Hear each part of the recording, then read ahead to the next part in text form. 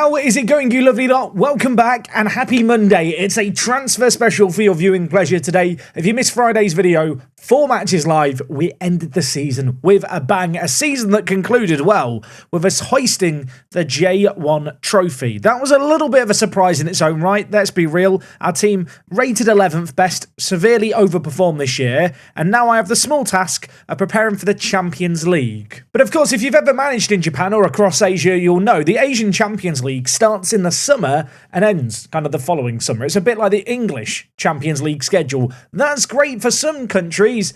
It's not great for us because it means we are not going to enter this competition for about another 8 months. And well, that has some significant knock-ons because if you are managing in Europe, you get that Champions League money to prepare for the upcoming year.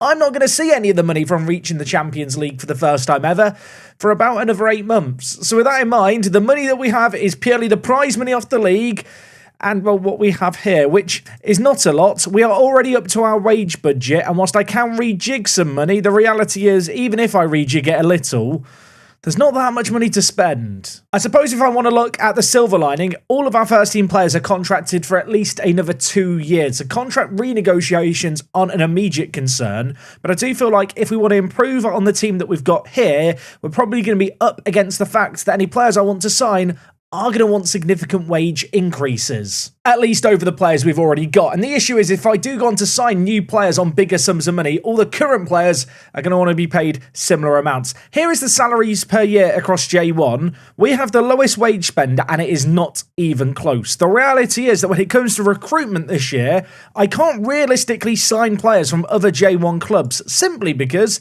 I can't match the wages they're already on. But you know what? This is a problem that we faced last year and we navigated through it and we came out the other end as a very good team. When I look at our starting 11 pinned in here, I don't feel like it's necessary to go out and sign a load of new players. In fact, when you look at the bench and you look at the starting 11, this is a very young squad with a lot of potential. I'm hoping that today I can get all my transfer business done in just one video, which might be a bit ambitious, especially with how long this intro is taking. So you know what? We're going to run the intro. It's the 3rd of January, a month and a half of Football Manager to play through. Let's see how we get on.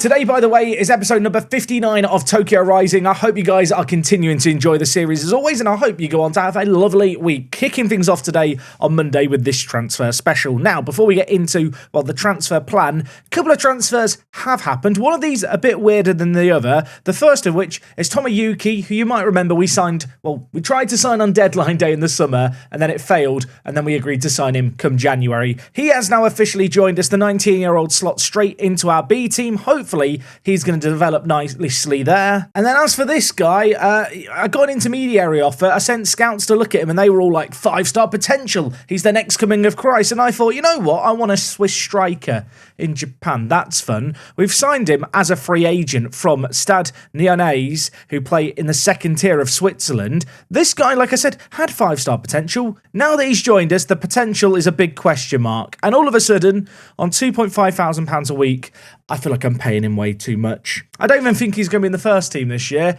This could be a disaster. Let's hope that Lejeune develops or something. Otherwise, this is just a big old waste of time. Now, just as a little reminder, there is also one transfer already pre-agreed that's going to be going through come February. That is Yuzo Ito, the 18-year-old we signed in that aforementioned deadline day transfer episode a couple of episodes ago last week. He is a good little player, but again, like the players we've already signed, not really one for the first team. And like I already mentioned, when it comes to the first team, I'm actually really happy with where things are at. I feel like it's going to be very difficult to upgrade our team without nuking our current wage budget. The players here have already proven their worth. I think the biggest challenge today, really, is going to be trying to keep hold of the likes of Nemo, Saito, who's got some interest in him as well. There's definitely a few good players in our ranks that have teams interested in them. I've just got to try and fend off that interest. And if we can find 1 or 2 fun luxury signings, that would be ideal. Often in these transfer specials, I kick off the episode by saying I need to improve here, here, and here. To be honest, I'm pretty happy with the team depth and quality overall. I feel like improving this team is going to be rather difficult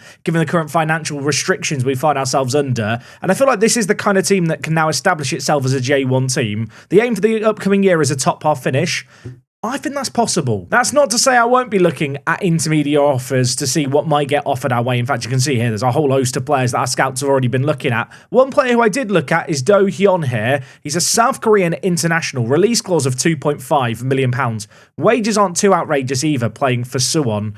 I really quite like the look of this guy. If I was going to bring him in, he'd come in for Nakamura, who himself has been improving quite a lot. If we just compare the two players head to head, I don't necessarily feel like there's a world of difference between them, but Cho Don-hyun here can play multiple positions, which would be perhaps useful. If I do want to make that signing, I'd need to move someone on. I do look at Saito here, who played just one game in J1 and has transfer interest and the value that he's got.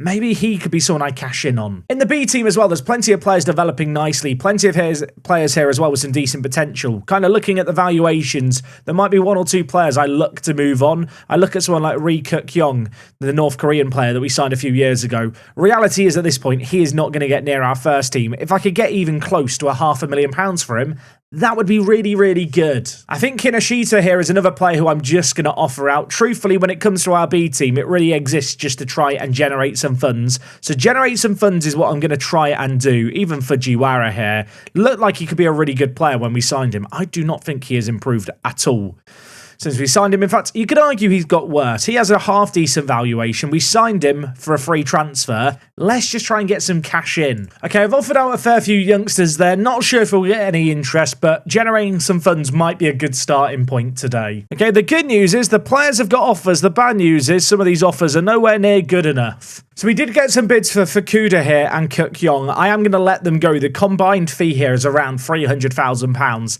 Saito, slightly more valuable player. I do actually think Saito could have a pretty decent amount of potential, but the reality is I don't really see a world where I'm going to be able to give him enough first-team football for him to be able to reach it. For Ntale here, I've offered 250k. Immediately, I'm just going to ask for £500,000. They've bidded that. Perhaps I should have been more greedy. Urabo Reds have also made a bid here. I mean, given the fact we've just had that 500k bid accepted, I decided to get greedy. Hasn't worked out. I mean, £500,000 to Saito would be very, very nice. We'll try and get a bidding war going, but I'm not sure there's going to be too many other Japanese teams willing to spend £500,000 on a 19-year-old who played just 4 games for us this year gone. J1 signings of the season for the year just got to have come through. Signing of the year, Nemo. The 19-year-old signed for 450k. What an outrageous signing he has ended up being. And to be honest, I might be wrong here. I feel like he's got better over the course of this year. I did think he'd improved a little bit more than this, but nevertheless, the 19-year-old is looking like an absolutely stupendous bit of business. You can see as well, Dalacorte and Yamazaki also featured in the top 5 list. You love to see that. Both players with 7 assists each. I didn't realise that we were going to have this to look forward to. The Fujifilm Super Cup will be taking on Belmare.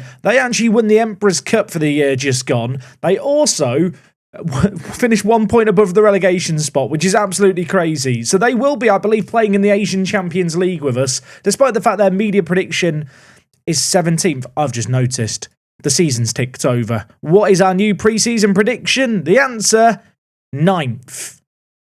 I can live with that. That's, you know what? That's a sign of progress. It's weird. Last year when we entered J1, we were predicted to finish second from bottom. And honestly, the actual team has not changed that much in that time. It's mostly just been a case of developing the talent that we've already got. And in fact, when you look at the starting 11, a lot of these players still have more potential to fulfill. It kind of reinforced the idea that we don't need to go crazy this January. By the way, one of the teams promoted, FC Ryukyu, have had back-to-back promotions from J3 and J2. Back-to-back seasons finishing second. They are playing in the top flight of Japanese football for at least the first time in the last 20 years, which is pretty cool. Is it bad that my first instinct was to see who their key player was? It's this man here, centre-back, Yasumaru. He's actually on loan at them at the moment, so they're going to be losing him. Yeah, I'm a little bit worried for Ryukyu. What I will say is, their stadium, I noticed it on the profile screen here, their stadium looks absolutely insane in Okinawa. I kind of want to do this as an away day. It looks like a holiday. The board want to improve the youth recruitment network as well. Yeah, we can do that. That's a great idea. I've been begging them to do that for months and months, and now that we hit the new season, they want to do it. You can see here, in terms of average attendance, we almost doubled our record for the previous year. I imagine a lot of the people attending our games for the year just gone were away fans. fans, but that's not the point. People still turned up and paid money to us. Our youth recruitment network budget has been upgraded and it'll operate at a basic level soon. Woo! I can't wait to see that improve. Opening games of the league season, by the way, V Varan away, F Marinos, and then Urawa Red. Some tricky games in there, and then FC Yoryuku, albeit at home, will be the first game in March. Naturally, I think it goes without saying, the Super Cup is going to be the thing I'm really excited for in tomorrow's video. Have taken it upon myself to organise some pre-season friendlies, a load of whipping boys, and then FC Tokyo as well,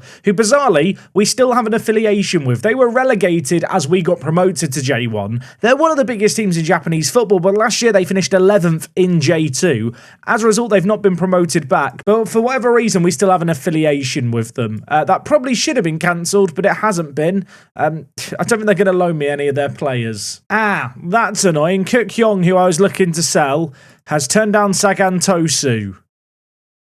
Ah, that's annoying. Sagan Tosu, just as a reminder, Fernando Torres' former club, they have just finished the last year in mid-table in J3. They've now had 4 seasons in a row without a promotion after back-to-back relegations. That really is a fall from grace, isn't it? Have got some sales going on. One that I didn't mention when the bid came in, just because it was for Nishigaya here in the under-18s. We're selling him on, it's not a load of money, but £26,000. We'll take that. Now, of course, in the league, we're allowed 5 foreign players. It's similar rules as well in the Asian Champions League, if I'm not mistaken. Right now, I've got 4 foreign players in the starting 11. Of course, once upon a time, Lucas Ferreira was a mainstay of the first team as a playmaking player, but we now have Yamazaki, the 19-year-old, I feel like, has come in and staked his claim in the team as the main starter. And the issue I've got for Ferreira is that once he comes back from his loan, Kataoka here, 20 years old, advanced playmaker, probably does his role even better. I mean, you can see the comparison here. Tomoyuki here is just a better footballer. What it does mean, though, is the opportunity is there maybe if the right foreign player came along to bring someone new into our ranks. New intermediary suggestions. Alejandro here of Cortiba. I mean, he's not a bad player. He is on £14,000 a week. So to sign him from Coritiba, probably not realistic. Our overall balance, by the way, is now up at £7 million. Can I have some of it? Can I have any of it? I mean, I could just ask for the facilities to be improved. That is where we spent money last year. In terms of the long-term health of the club, I suppose improving those things probably would be good. I always want to improve the youth recruitment again, but yeah, I can't do that. It's only just been granted. Okay, Fukuda is leaving the building, so that's one of those young players that we are looking to sell going on. Decent amount of money received for him. It was a slightly smaller bid from Grampus versus Gambra, but in the end, I wasn't going to lose out on a deal for £10,000. Was a little bit worried he might turn down Gambra Osaka if they were the only club that I accepted a bid from. You know what? That's money. I'll take it. And in some more good news, Saito move confirmed. I did offer him out to some other teams, but in the end, no one was willing to pay more than the £500,000 that we've received from there. Good player, not a great player. Upon his sale, though, apparently, my players all think I was wrong to sell him. Sorry, what? So just to be clear, we signed him on a free transfer, Saito. He played 4 games for us, 1 game as a starter and got 1 goal. I've sold him on for £500,000. And now all the first team players suddenly care about him. We should have sold Saito and we're owed an explanation. He literally wasn't playing for us. I mean, what do I say here? I could say I've identified a possible replacement, but do I want to promise another signing of another striker? I feel like I already had one too many strikers last year. I'm going to say let's not ruin the positive atmosphere around it. We've just won a title, lads. We've just won a title. What is this all about? He's gone now. I can't fix it. Football Manager's AI, when it comes to promises and player happiness, sometimes has these weird moments where it just seems a bit silly. I mean, we are slowly building up a transfer kitty that means that the signing of Cho Don-hyun here could be an option. I really like the look of this guy. The fact he can play centre-back and centre-mid and right-back is particularly nice. At 21 years old as well. Oh, I really want him. I feel like he'd be quite a useful player to have because actually when it comes to our depth, having someone who's a depth option at centre, defensive mid and centre-back probably is the one thing that I'm missing. I mean, I do already have Sakaki as an option in that area, I suppose, but I do feel like, by comparison, Do-hyun Cho here is just a much, much better option. And the fact he's capped for, obviously, South Korea's national team, and he's Suwon Blue Wings' captain, if I'm not mistaken. But I feel like he'd be a really good, high-profile signing to pick up. I suppose, critically, if I want to get that deal done, I need to make some money. I've explored the possibility of selling players. That isn't happening. But there are some sell-on clauses I could get rid of here. Abdul Ahmed, I could take £100,000 for if I'm not convinced he's going to be sold for a profit, which, if I'm being honest, I'm not sure he's going to be. So I think I am going to sell that clause. Hattori here, I can sell for 30k. I don't think he's going to move on for profit. You know what? There might be some nice money to make here. Okay, in the end, I did sell a few more clauses. I'm not going to pretend it adds up to close to £2.5 million, but I feel like it's better to get this money than risk not getting anything. I mean, now that I think about it, Lejeune, the Swiss guy, surely he is like the replacement for Saito. Like, the players are unhappy that I've sold Saito. This guy's not even a million miles away. I'm fuming. I did ask for the facilities to be improved. It's been rejected for both. I mean, I could beg here, but to be honest, maybe it's better off just to keep the money in the bank and reinvest it into the squad once I can eventually upgrade the transfer budget and wage budget versus potentially spending millions of pounds on facilities, that which we've already demonstrably proved aren't necessarily critical to our success. You know what? Our facilities aren't that bad. We don't need to spend the money on them. The board are probably right. First pre-season game of the year against FC Tokyo. The rest of the games should be much easier by comparison. Not going to have a starting 11 selected here. Just going to let the AI pick a pre-season team. And look at that. My assistant's a genius. We've won 5-2. Also, I forgot we signed Kibe as well. Like, Kibe's another striker who's just better than Saito. I don't understand why the players are upset. The more I think about it, the more ridiculous this whole situation is. Also, I know that Tomoyuki and Kibe here, they don't have faces. I will sort that for the start of the new season. We'll get the new gen face pack updated. Okay, negotiated one offer for Kinoshita here. It's £275,000 plus 50% of any future profit. For a striker in the B team, I like that offer a lot. We have had some other offers for him, but I have a sneaking suspicion I'm not going to get the kind of money I'm after from these teams. So I'm going to hope he's happy to go to Vigalta because these other teams don't want to pay as much. Also, our next opposition at FC SWAT. I like to believe that's like the special weapon and tactics team of just the Japanese military, and they have a team. We have literally no information about them. They might not even be a real football team. I love the fact, scouting recommendations. Matteo Gamara, I'm thinking he could be good. Paraguayan, he looks amazing. He's on £25,000 a week. Yeah, that doesn't work. Sadly, by the way, our B team hasn't been promoted into a playable league yet again, consistently finishing up there, but not moving up the pecking order. With that in mind, I'm beginning to think that a lot of these players are never actually going to get to play competitive football unless they play in our first team. So maybe the B team doesn't quite need to be as big as it's ended up being. Might try and cash in on a few more of these players. I was waiting for some big offers to come in for some of our players. It's taken a long time for one to happen, and the bid isn't even that big. Rahito Taba, star striker, just as a little reminder, 23 goals last year, has 2 years left on his current deal on £800, valued at between 500k and 1.3 million. Frentale have made a bid. They've bid a potential £600,000. Only 375,000 of it's up front. They can do one. He's probably going to be unhappy now. I'm just going to ignore his worries. Okay, Espels have made an offer for Kinoshita here. I've already accepted a 275,000 bid from Vigalta. Apparently, he'd rather go to Renofa over all the teams. I mean, given the fact they've made this offer and I already have a bid of 275,000 accepted, I'm just going to push my luck here and try and get more money. I'm going to get more money. Apologies to Vigalta, your bid not good enough anymore. Accepted a bid of 400k. Now let's offer him out for 500k. Can we keep a bidding war going? Also, a decent bid here for Fujiwara. I actually had quite high hopes for Fujiwara, but truthfully, I just don't see a world where he ever breaks into our first team. His physicals, I think, are going to hold him back too much at the elite level. Going to be a bit cheeky here. We'll push for a lot of money, and then if we need to lure it, we can. Apparently, I should have pushed it more. £275,000 for him. Matsumoto Yamaga. I don't mind if I do. I mean, right now, the total value of the various sales we've got going through is another £750,000. That is going to take our transfer budget north of 2.5 million. There's options out there, and oh my word, Vigalta have now made a bid. Vigalta have offered the £500,000. I didn't think they'd actually bid this. I'm going to sneak in a profit of next sale just to try and get the deal done on favourable terms. I mean, you know what I'm doing now? I'm rejecting the Espels bid and offering him out for more. We've got a bidding war, ladies and gentlemen. I'll be honest, I'm not sure if I'm going to get much more than £500,000, but £500,000 is still £500,000. Is this the most chilled out summer transfer window ever? All I'm really doing is just selling off scraps of the B team that I don't really need, whilst taking on teams with fantastic names like Hanam Panics FC. The Panics. Is that a good name? You know, I've heard worse. got all these players that I'm looking at sorted by their rating just to see what's out there, but the reality is some of them are on just far too much money. I kind of need to put like a wage limit in of like £3,000 just to get rid of players that realistically I'm not going to be able to attract away from their current clubs. I mean, Joe Kearney here is an Irish international centre-back. He's 20 years old. He looks absolutely immense.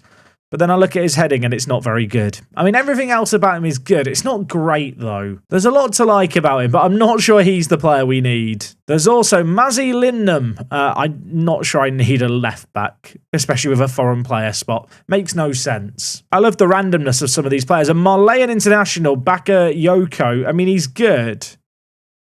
He's not that good. You know, he's not that good. I mean, Al-Hajir is an interesting player. Syrian international, 19 years old. Has some really nice current ability. What I will say is I don't love his technicals necessarily. Also, injury prone, not very adaptable. Probably not for me. There's a real mix of players that I've got scouted here. There's some Japanese players. There's some English players. We've got a random Romanian from the Super League. I mean, is he any good?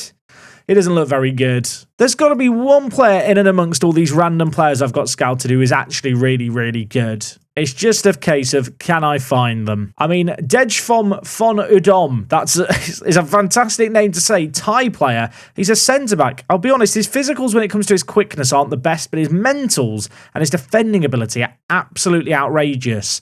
I'm actually kind of looking at him thinking, defensive midfielder? I think the thing that's going to hold him back is going to be his physicals. Yeah, in fact, I thought he was really good. When I then compare him against Nakamura, our current centre defensive mid, you realise how, well, ridiculously good Nakamura is. And bizarrely, Nakamura is rated star rating-wise, if I'm not mistaken, when I go to my best 11 preset, as one of the worst players in the team. In fact, his star rating's gone up. I don't feel like I need to build on him. He's very decent, isn't he? I don't need a new defensive mid. I feel like I don't really need anything. In fact, if you trust star ratings, right back's what I need, but Tachibana's there, and I bloody love Tachibana. He was different gravy this year. I feel like I've got depth at striker, I've got depth in the wide areas. If only anything, really, to be honest, just going after a defensive midfielder is the play, and I already have the man who I think I'd go for if that's the case. I like Do Hyun here, not just because of his actual attributes, but also because he's got really good leadership, South Korean international, he's a reasonable price. His wages I don't think would be too outrageous given his current wage demands. He has a release clause of 2.5 million. Can I get him for any less than that? Any less than that? Come on, Suwon Blue Wings, be reasonable. They're not being reasonable. Okay, look, I think I can afford his release clause, so I guess we'll just pay it and then work out how we're going to afford him later. He has doubts about negotiations, but adding new promises and increasing the offer might pique his interest. Okay, well, I'll make you a star player. That works. See, this is what's going to make recruitment really difficult this year. He wants £13,000. He wants a signing on fee of £400,000. He wants a yearly wage rise and he wants a match highest earner fee. I literally cannot afford that. I mean, it's such a weird predicament here where there just isn't players to realistically sign. You look at the demands that he had right then and compare him against our current defensive midfielder who's on £950 a week. Why the hell would I ever sign the guy on the right for the kind of money I need to pay? I just shouldn't, and I won't. I mean, at this point, I'm beginning to wonder, do I just go out and try and hoover up some good young Japanese talent? You know, if there's some decent players like this guy, maybe that's a more sensible use of my money. I only clicked on him because he was the first J2 player in this list. Sanga, looking at it, have been relegated and they've got a few good players on their books. There's a few good players here, there and everywhere. This guy's on £12,000. I can't afford him. But Rio, he could be a good signing. He might be affordable. Do I sign him and play him at defensive mid? I mean, I'll be honest, comparing him against the man who I was looking to sign for an outrageous sum of money, he seems way, way better. Now, we will get a scout report here, but I'm going to get the ball rolling on this kind of signing right away. Release clause of £1.7 million is actually pretty reasonable. It's also affordable for us. I'll try and negotiate down a little bit. And I'll tell you what, I'm glad I have. We're going to save some money. Okay, Sanga have accepted that bid. £1.2 million? It's not a small amount of money, but it's an amount of money we can definitely afford. I now want to look at the rest of the players in this team. Although I feel like there's many of these players who play for J1 teams who probably aren't going to want to join me. And in fact, when you look at things, there's a couple of our players already here. I did spot here Yudai Suzuki playing in Korea for Suwon Blue Wings of all teams. Sadly, current salary is £7,000 a week, so I know immediately I can't afford him. I mean, the more I look at it, Rio is just the best player of the bunch in that team there. The under-21s, for some reason, has never been updated in this database. Like, as soon as it was kind of set up the game, these players were in the Japan under-21s, and it's like the under-21s never play any matches, and there's no under-21s manager, so it's just been the same players here for the last 7 seasons. Tell you what, in the under-20s here, there's some players. I'm a little bit worried that some of these players that look really, really good are probably just on loan, but if they are contracted to these teams, which they're not, there could be players here. Have noticed immediately as well, Amori Yamada High School have a goalkeeper here. I mean, he's 18 years old. His contract expires in a year. How much do they want? 75k to 750k. He looks very, very good in Manabu Suzuki. How much are they going to ask for? I mean, realistically, I should be able to afford him no matter what, but 300k for him? 300k for a new backup goalkeeper who's 18 and this good? He'd get homegrown at club status as well, should he stay for 3 years. I know he's super inconsistent, but just as a good backup option, I like him quite a lot. I mean, at the moment, Junpei Noda is my backup goalkeeper. And if I'm being honest, he's nowhere near as good as Suzuki. Have also noticed in the under-20s here, there's a load more high school players here. Some of these look quite good. I'm going to get scout reports on all of them. I will just look at each of them individually to see if they've got anything that's worth taking a look at. I'll tell you what, this guy's good. Kurisawa, 17 years old, centre-back come right-back option. I think I need to make a bid on this guy right away too. You probably went through the first 20 minutes of this video thinking, is he actually going to sign anyone? Well, all of a sudden, I'm signing everyone. Of course, Yuzo Ito here is already agreeing to join us. So I already have one of the high school players showing up here. There's another high school option here in the left back, Muto. He's not nearly as exciting as the other players I've already got signings going on for. Okay, all of a sudden I've gone from not having any transfer targets to having 3 players I really, really want. The combined cost would be 1.7 million. We can afford that. Right, Rio immediately wants to be a star player. I feel like I can promise that. He also wants us to finish in the top half. I'm going to remove that, even though I think that's pretty realistic. Lower this man's down to important player. He is going to sign for us here. And, well, our current highest earner is on £3,500. I'm just going to give him that. A little bit scared that other teams might come in for him. This is the man of the 3 players that I really, really want the most. He looks absolutely phenomenal. We will wait for the scout report to come in. But to be honest, even if it came in with a load of negatives, I'd probably just sign him anyway. You can see he played for Sanga the last 2 years fairly regularly at centre-back. I think for us, I'd be training him to play as a defensive midfielder. Whilst he could slot in at centre-back when needed, I feel like with his lack of aerial ability when it comes to his jumping, he might be held back. And as a ball winner, he could be great. Suzuki, the goalkeeper from Amori Yamada High School, is interested in joining us too. I'm going to up his wages as well. Also, I noticed that Nagoya Grampus are interested in him. I don't want to lose out on this guy to Nagoya if I can avoid it. Yeah, hopefully Grampus don't make a bid because I like Suzuki a lot. And Kurisawa here, not quite as good as the other players in terms of current ability, but I like what I see. He's a player who doesn't really lack anything and his physicals are really well-rounded. Maybe a little bit of a lack of height and jumping reach could hold him back, but he could still grow. And for £200,000, I just kind of feel like he's worth a punt. He wants to be a hot prospect for the future. He will be a hot prospect for the future. Let's make sure we get him over anyone else. Okay, 3 bids submitted for those players. We should be able to afford them, so that's fine. What's not fine is the fact that Tabor is still getting bids on him. Frontale have made another offer. This one, I'll be honest, it's a little bit better. It's still nowhere near good enough. And on the sales front, some more good news. Kinoshita here is on his way out. £500,000. We had a little bit of a bidding war for him. That's another decent chunk of money. More money in the bank. Hideo Koga is leaving us. I didn't even know this guy existed until we got a transfer bid on him. Yeah, £45,000. That's good with me. Things you love to see. Club record transfer to be confirmed. Rio Cardano. I realise we've not actually scouted him yet. I said I'd sign him no matter what. I am just going to delay it once. And then if I go to scout priorities, where is Cardano? He's in this list somewhere. Here he is. Prioritise that assignment. Should have some more info on him in 4 days. Saying all of that, I'm going to be signing him. It's £1 million.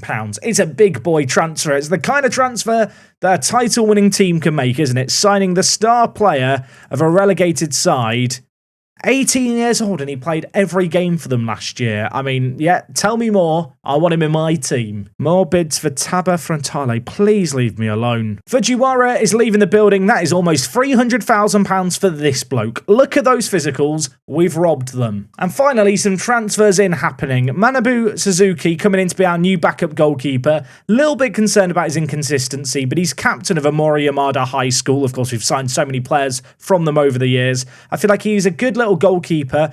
Got him on a long-term deal as well. Should he stay here for the next 3 years, he will get homegrown at club status, which could be really valuable, especially to get it in your backup goalkeepers. And yeah, for £300,000, he looks very, very good. Okay, my scout report is back on Rio Cardano. They absolutely love him. They've told me he's a J1 quality player already who could improve a lot. Yeah, I'm all about that. Some concerns over his natural fitness, although it's still a 9.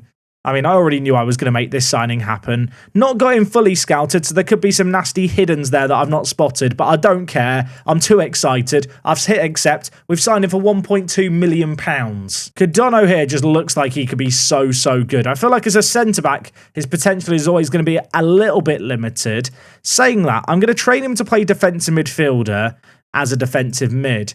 But I feel like, as an aside, I am going to try and train his strength just to try and get that jumping reach and strength up a little bit more. If he could even get his jumping reach to maybe like a 12, I'd probably consider playing him at centre-back more often. To start the year, to keep him happy, I probably will have to play him at centre-back anyway. Saying all of that, if I just compare him with Juff, I mean, he's got one worse jumping reach. You know what? Rio probably starts there until he learns to play defensive mid. Sorry, Juff. I feel like this is a fun transfer, though. I was worried we weren't going to get a big deal like this done, but given the fact he was relegated with Sanger and wanted to move on, I'm very glad we've been able to get him without completely nuking our wage budget either. Like all the other players, we will get a new face sorted out for Cardano. I have also moved Suzuki onto the bench immediately. I feel like it's always worth just having a goalkeeper on the bench. Just one more transfer we're looking to get done now is Koji, who I really like the look of, but now I've seen here, susceptible to injuries and super inconsistent.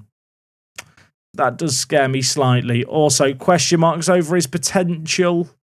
I already like the look of this guy on first glance, and now all these red flags are appearing. Then again, he's 17 years old, and it's only £200,000. Is it bad that I just think it's worth a risk? I feel like his current ability is so good already. Okay, Koji is going to join us. I could delay it. I could cancel it just because of those cons, but I just feel like it's worth the risk. I like the look of him. I think he can improve a lot.